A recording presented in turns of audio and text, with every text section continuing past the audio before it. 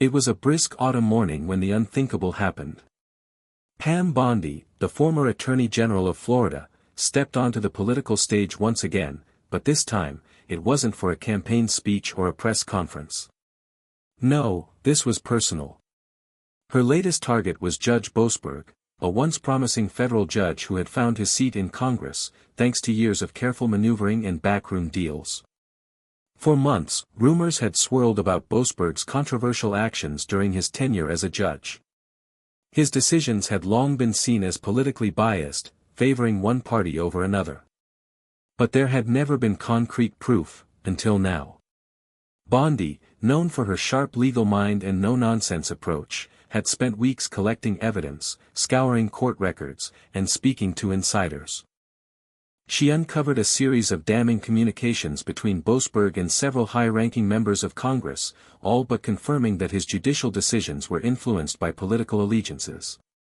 The kind of behavior that was supposed to be outlawed in the justice system. It was time for Boasberg to face the consequences. The announcement came suddenly. Bondi had called a press conference, and the media was buzzing with anticipation. Her words, sharp and cutting, rang through the room as she exposed the scandal that would destroy Boasberg's career. Judge Boasberg is no longer fit to serve in any capacity of public trust, she said, holding up a folder full of evidence. The American people deserve impartiality, and Boasberg has failed them. It's time for him to face not only the public but also the law. The room fell silent as the implications of her words settled in. For Boasberg, it was the beginning of the end. His career in Congress, built on years of careful alliances and political favors, was crumbling. But Bondi wasn't done yet.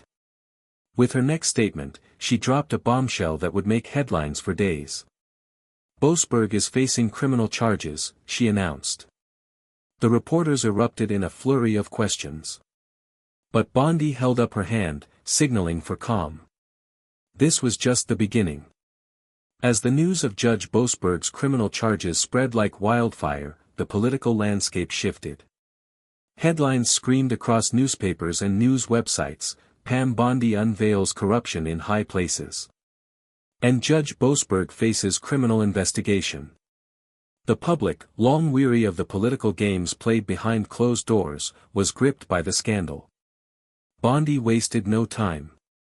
She had spent months meticulously building her case, and now, every detail seemed to fall into place. The charges against Boasberg were related to the illegal use of his position to sway legislative decisions, in exchange for personal and political gains. The communications she had uncovered between Boasberg and several high-ranking officials in Congress were damning, proof of a decades-long web of corruption. In one particularly damning email, Boasberg had discussed using his influence to ensure favorable rulings on cases that would benefit certain Congress members in exchange for their backing on a proposed judicial appointment. The email, marked with his unmistakable signature, left little room for interpretation. The FBI had already launched a full-scale investigation, and within days, agents were seen coming and going from Boasberg's offices. The magnitude of the charges was immense, and the federal government was now fully committed to bringing him to justice. For Boasberg, however, the walls were closing in. His once sterling reputation was shattered. Political allies distanced themselves from him. The congressman who had once been the darling of Washington now found himself the subject of whispers and accusations. His career, it seemed, was over. But Boasberg, always the survivor, refused to go down without a fight. He hired a team of the best criminal defense lawyers money could buy, intent on proving his innocence. He publicly declared that he had been framed, that the evidence was circumstantial and based on malicious intent. "I have dedicated my life to public service," Boasberg told a group of reporters outside his home. "This is an attempt to ruin me, and I will fight these charges with everything I have." But the public, once so enamored with him, seemed unconvinced. Bondi's evidence was too strong, too irrefutable. And then, the unthinkable happened. Just as the political world thought they had seen it all, something unexpected happened, a twist that no one could have predicted. Pam Bondi, never one to shy away from a confrontation, had a surprise up her sleeve. While Boasberg's defense team attempted to discredit the evidence against him, Bondi dug even deeper. In a stunning turn of events, she revealed an audio recording that would forever change the course of the investigation. The recording was made in secret, captured during a meeting between Judge Boasberg and a prominent lobbyist who had been linked to several controversial bills passing through Congress. The conversation, filled with compromising admissions, was damning. "You do what I tell you, and they'll make sure your bills get passed," Boasberg's voice could be clearly heard on the tape. "I need your backing for the next phase of my career, and in return, you'll get everything you want. I just need the right vote at the right time. You scratch my back, I'll scratch yours." The lobbyist, heard on the tape, responded eagerly, "Of course, Judge. We've got your back. We'll make sure the rest of the votes line up for your appointment. You just make sure we get the rulings we need." This audio was the final nail in the coffin for Boasberg. It not only proved the depth of his corruption but also painted a grim picture of a judge who had been willing to sacrifice justice for political gain. It was no longer just about biased rulings, it was about bribery, coercion, and the very manipulation of the judicial system for personal and financial benefit. When the tape was played in public, it left the media in a frenzy. The press conference that followed Bondi's announcement was unlike anything seen before. The room was flooded with reporters, their cameras flashing wildly as the shocking details of the conspiracy unfolded. This wasn't just about Boasberg anymore, it was about the larger network of corruption he had been a part of. Boasberg's legal team tried desperately to claim that the recording was doctored or taken out of context, but the evidence was mounting. The lobbyist at the center of the scandal, a key figure in several past legislative victories, had gone silent. His sudden disappearance raised more questions than answers, and the FBI quickly moved to investigate his ties further. The scandal, now dubbed Boasbergate by the media, was being discussed at every dinner table and on every news channel. The calls for Boasberg's resignation came fast and loud, from across the political spectrum. His career was no longer just in jeopardy, it was on the verge of being completely obliterated. But Boasberg refused to give up. He held a press conference, determined to salvage what remained of his reputation. "I stand by my record," he declared, his voice filled with defiance. "These accusations are nothing more than a political smear campaign. I will not be bullied into stepping down." Yet, as his words echoed across the room, the public was already losing faith. Even his most loyal supporters were beginning to question whether he was the man they had once believed in. As the days passed, the pressure on Judge Boasberg only grew. The public outcry reached a fever pitch, and even his staunchest political allies started to distance themselves. Behind closed doors, the party leaders who had once backed him were now debating how to sever ties with a man whose name had become synonymous with corruption. The FBI, now in full investigation mode, had uncovered a trail that was impossible to ignore. The more they dug, the deeper the scandal seemed to go. In addition to the bribery and political maneuvering exposed by the secret recording, investigators found additional financial records that pointed to illicit payments linked to Boasberg's rulings. Large sums of money, funneled through shell companies, had been deposited into accounts controlled by Boasberg's family members, payments that aligned with the timing of his most controversial judicial decisions. Bondi, ever the relentless force, was unyielding in her pursuit of justice. As the investigation gained momentum, Boasberg's legal team scrambled to discredit the mounting evidence, but it was becoming clear that his fall from grace was inevitable. In a last-ditch effort to salvage his reputation, Boasberg made one final move, an emotional television interview, where he broke down in front of the cameras, claiming that he had been set up by political rivals. His voice trembled as he told viewers that he had always fought for the good of the country and that the corruption charges against him were politically motivated. "I did what I thought was right," Boasberg pleaded, his eyes filled with tears. "I never intended to harm anyone. I was just trying to help my country. Please, don't let them tear me down like this." But the damage had already been done. His tears and plea for mercy only served to further alienate the public. The image of a desperate, fallen judge trying to save his crumbling empire felt less like an apology and more like a last, futile attempt to manipulate a system he had once ruled over. As the criminal charges against him mounted, Boasberg's reputation was in tatters. The Senate Judiciary Committee, once filled with praise for his judicial career, now called for his immediate resignation.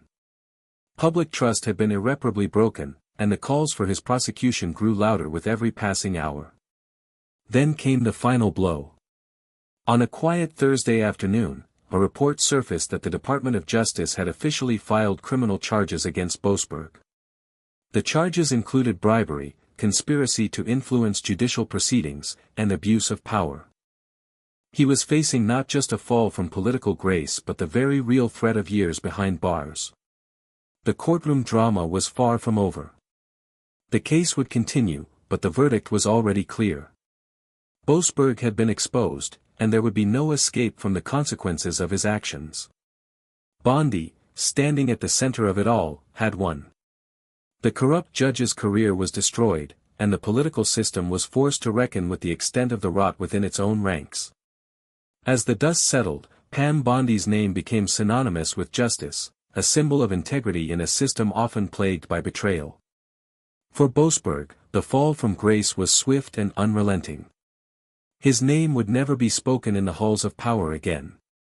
His once promising career was nothing more than a cautionary tale for future generations, a reminder of what happens when the system is manipulated by those meant to uphold it. The final chapter of Boasberg's political career had been written, and it was one of scandal, betrayal, and, ultimately, justice served. Months had passed since the shocking downfall of Judge Boasberg, but the reverberations of the scandal were still felt across the political landscape. The damage was not confined to Boasberg alone, it was far-reaching, a tidal wave that had shaken Washington to its very core. Pam Bondi, having successfully exposed one of the most significant cases of political corruption in recent history, had become something of a hero to many. She was hailed as a crusader for justice, a relentless force who wasn't afraid to take on the powerful elite. Her political star had never shone brighter, but with that newfound prominence came new challenges.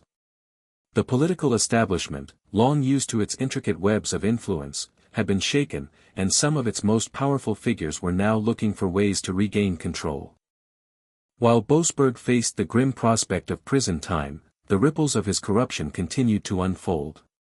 His connections had run deeper than anyone could have imagined. Several high-ranking senators, lobbyists, and even members of his former party were now under investigation. The justice system, once perceived as an impartial entity, was suddenly under a microscope. Boasberg's scandal had uncovered a dark underbelly, one that many had suspected but few had dared to investigate. Bondi, however, remained focused on her mission. She wasn't just fighting for Boasberg's fall, she was fighting for the future of the judicial system itself. In interviews and speeches, she repeatedly made it clear that her work was far from over. The fight for accountability doesn't end with Boasberg, she told a crowd of supporters at a rally. This is about cleaning up the system from the inside out. This is about making sure that no judge, no politician, no lobbyist can manipulate the law for their own benefit. We must rebuild the trust of the American people, and that means going after the heart of corruption wherever it may lie. Her words were met with thunderous applause. Bondi's determination had given hope to those who had lost faith in the system, and she quickly became a symbol of political integrity, even as the power structures she had exposed began to regroup. Yet, even as she pressed forward with her campaign for reform, Boasberg's trial loomed large. His legal team had mounted a defense, arguing that the charges against him were part of a vast conspiracy, an attempt to bring down an influential man who had always acted in good faith. But the evidence against him was overwhelming. Witnesses began to testify about the deals they had witnessed, and the lobbyists who had once worked with Boasberg quickly turned state's evidence, offering damning testimonies about his role in orchestrating a wide-ranging scheme to manipulate legislative votes and influence judicial rulings. It became clear that the trial would be a public spectacle, one that would expose even more about the corruption that had plagued Washington for years. The political ramifications of the case were immense. Names of prominent figures began to surface, and speculation about who would be next to fall from grace began to run rampant. As Boasberg sat in the defendant's chair, a shell of the man he once was, the weight of his actions became undeniable.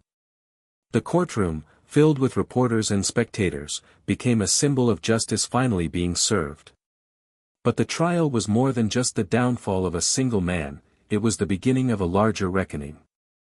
Across the nation, citizens were waking up to the reality that the political system they had trusted had been corrupted from within for far too long. The public outcry against Boasberg was not just about his actions, it was about the realization that the system was broken, and the people who had been entrusted with its power had failed them. In the end, Judge Boasberg was convicted on all counts. His sentence was severe, years of prison time and the permanent loss of his ability to practice law. He would never again be able to influence the justice system he had so egregiously manipulated. As the news of his conviction spread, Pam Bondi remained unshaken, her focus still set on the fight ahead. The work of rooting out corruption had only just begun, and she had no intention of stopping until the system was rebuilt, stronger and fairer than before. The fight for justice, Bondi knew, was never easy. But as she looked out at the changing political landscape, she couldn't help but feel a sense of satisfaction. The truth had come to light, and in the end, it had been justice that triumphed. As Judge Boasberg's conviction made headlines, the country entered a new, turbulent chapter. The shockwaves from his trial reverberated through every layer of government, from local legislatures to the highest courts in the land. Pam Bondi had become more than just a political figure, she had become the face of a larger movement, one calling for transparency and accountability in a system long dominated by hidden deals and political games. But the battle was far from over. The conviction of Boasberg, while monumental, was merely the first domino to fall in what was shaping up to be a lengthy and complicated fight for systemic change. The public's outrage was palpable, but that outrage was often disorganized, fragmented, and lacking the kind of unified leadership needed to make real change. Bondi understood that it was not enough to win the fight against one corrupt figure, she needed to spark a revolution that would fundamentally alter the way politics were conducted in Washington. To do that, she had to rally not just the public, but also other lawmakers, some of whom were still hesitant to challenge the status quo. Over the following months, Bondi launched a nationwide campaign, calling for an overhaul of the judicial and political systems. Her platform was clear: campaign finance reform, stricter regulations on lobbying, and an independent commission to investigate corruption within the judiciary. She argued that true justice could only be achieved if the people trusted that their leaders were held to the highest standards of integrity. Her message resonated with many, particularly with voters who had grown disillusioned with the endless cycles of corruption and scandal. As she crisscrossed the country, meeting with both Republican and Democratic leaders, she found herself gaining more support. But there were still those in the Senate and the House who saw her as a threat to their carefully crafted careers, their secret deals, and their backroom negotiations. One of her most vocal critics was Senator Gregory Worthington, a seasoned politician known for his long tenure and his connections to several prominent lobbying firms. Worthington publicly denounced Bondi's reform agenda, calling it an overreach and a dangerous attempt to disrupt the natural order of politics. "You don't understand the way Washington works," Worthington sneered during a televised debate. "It's always been about compromise, about give and take. You can't just tear down the system because one man got caught. This is about balance. This is about moving forward, not about punishing everyone who's ever made a deal." Bondi, undeterred by his rhetoric, responded with her characteristic calm. "No, Senator, this isn't about tearing down the system. It's about fixing it, so that it serves the people, not the powerful. And that means taking hard, uncomfortable steps. It's about making sure no one is above the law, no matter how long they've been in power." The debate marked a turning point in her campaign. Though she faced stiff opposition from many entrenched figures, there was a growing tide of support among grassroots activists, voters, and even some moderate members of Congress who were beginning to see the writing on the wall. The Boasberg scandal had exposed just how deep the corruption ran, and many realized that if the system didn't change, it would only continue to breed more Boasbergs, more people willing to exploit the law for their own gain. But progress was slow. Bondi's proposals were met with resistance, and her calls for a sweeping investigation into the judiciary were often blocked in committee. The political establishment, with its entrenched interests, was not about to give up its power easily. The fight for reform became a long and grueling battle that tested Bondi's resolve. In the meantime, Boasberg's sentence had become a symbol of the public's thirst for justice. His trial and subsequent conviction were seen as a victory, not just for the legal system, but for the idea that no one, no matter how powerful, was beyond the reach of the law. But while the trial had been a public spectacle, it had also been a reminder that real change would take years, if not decades, to fully implement. As the months turned into years, Bondi's push for reform continued. The country, divided by its political ideologies, slowly began to realize that the fight for justice and integrity was not a partisan issue, it was an American issue. Her name became synonymous with the idea that political leaders had to be held accountable, and that the public had a right to expect more from those who claimed to represent them. Despite the setbacks, Bondi remained steadfast. Her leadership had sparked a movement, and while it had not yet succeeded in achieving all of her goals, it had shifted the conversation in Washington. The fight was far from over, but one thing was clear: Pam Bondi had started a revolution, one that was destined to change the face of American politics forever. Years had passed since Pam Bondi had exposed Judge Boasberg's corruption, and while the tide of public opinion had shifted, the war for reform was far from over. Bondi's crusade to overhaul the judicial and political system had inspired millions, but the entrenched powers of Washington remained as formidable as ever. Her efforts had led to some victories: campaign finance reform bills had gained traction, and there was a growing push for transparency in lobbying. However, there was still no clear path to the sweeping changes she had promised. The influence of special interest groups, the money pouring into politics, and the resistance from both parties had created a political gridlock that seemed impossible to break. Bondi had learned, over time, that change in Washington was not swift, it was often slow and painful. But she had never been one to back down from a fight, and now, with the momentum of years of campaigning behind her, she was ready for the final battle. It came when the Senate Judiciary Committee, led by those who had once been staunch allies of Boasberg, was set to vote on a series of judicial reforms that would define the future of the American legal system. The bill proposed by Bondi's team aimed to institute an independent watchdog for the judiciary, overhaul how judges were selected, and tighten the rules surrounding lobbying and campaign contributions in judicial elections.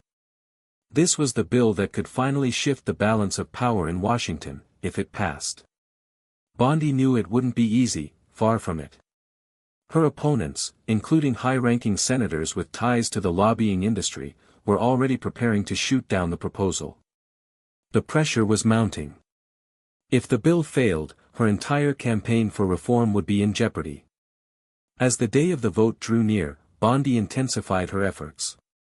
She held rallies across the country, speaking directly to the American people and imploring them to call their senators and demand action. She worked tirelessly behind the scenes, meeting with key legislators and urging them to put the people's interests over those of special interest groups. Her message was simple: the future of the country depended on the reforms passing. On the day of the vote, the atmosphere in Washington was electric with anticipation. The Senate floor was packed with reporters, lobbyists, and members of Congress, all watching closely to see if the bill would pass or fall victim to the same gridlock that had thwarted so many reforms before. The Senate was divided down the middle. On one side were the reformists, those who had been inspired by Bondi's campaign and who believed that real change was necessary. On the other side were the defenders of the status quo, the senators who had long benefited from the existing system of political favors, money in politics, and unchecked judicial influence. The debate was fiery. Opponents of the bill painted it as an unnecessary overreach, warning that it would cripple the political system and weaken the independence of the judiciary. They argued that the reforms were too extreme and would lead to unintended consequences that could harm the country in ways no one could predict.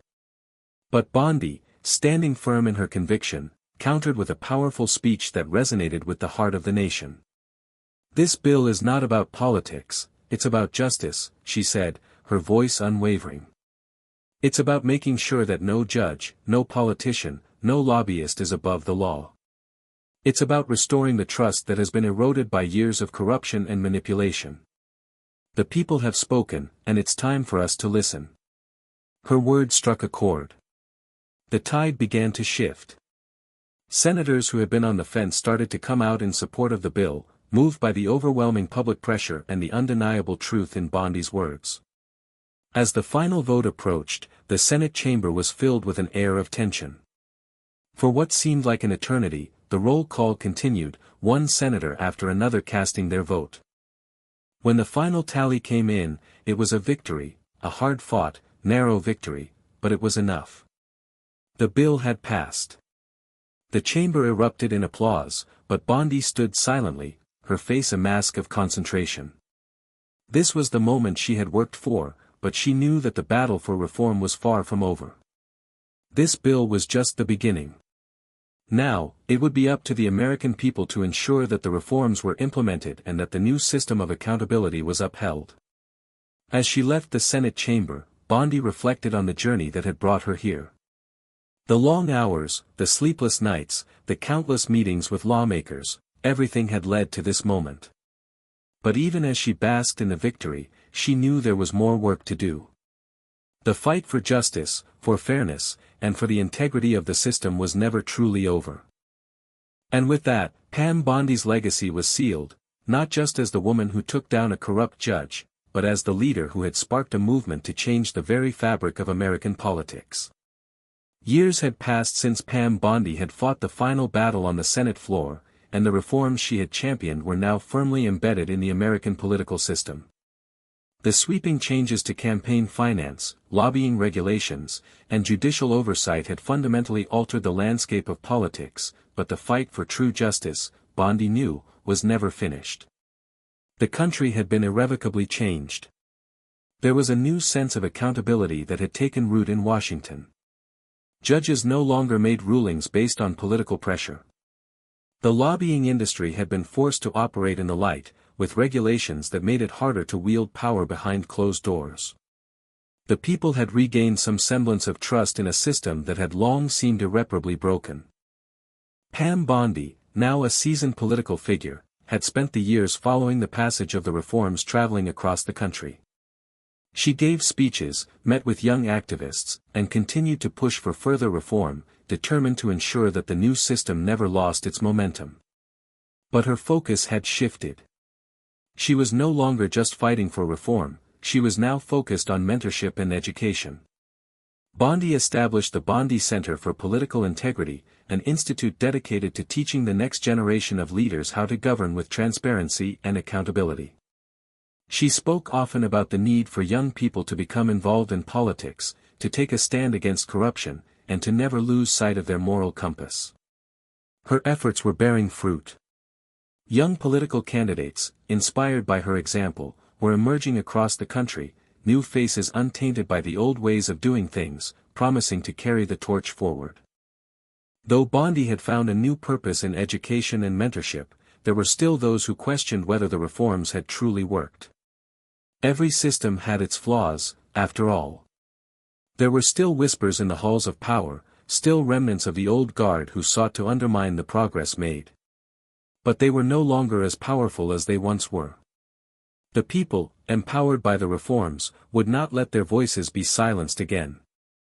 In the final years of her career, Bondi returned to her roots, fighting in the courtroom, where it all began. She worked on a series of high-profile cases aimed at exposing corruption at the state level, applying the same strategies she had used against Boasberg to smaller, local issues. Her reputation as a no-nonsense, take-no-prisoners advocate for justice remained intact, and she continued to be a thorn in the side of those who tried to operate outside the law. But it was the Bondi Center for Political Integrity that would ultimately be her legacy. The center, now a beacon of hope for those seeking to enter politics with honesty and honor, had trained hundreds of political leaders who would go on to reform state governments and local administrations, carrying the principles of justice and integrity to every corner of the country. Pam Bondi had started as a prosecutor, taken down a corrupt judge, and led a crusade for political reform. But in the end, It was her ability to inspire and guide the next generation that cemented her place in history. She had not just changed the system, she had transformed the very idea of leadership itself. And as she stood in front of a group of eager young students, eager to learn about how to lead with integrity, Bondi felt a deep sense of fulfillment. She had done what she set out to do, she had given the American people a fairer system and inspired a new generation to protect it. The country was in good hands. The final chapter of her career wasn't about power or politics. It was about something more enduring, a legacy of justice, a commitment to fairness, and a belief that no matter how high one climbs, they must always remain accountable to the people they serve.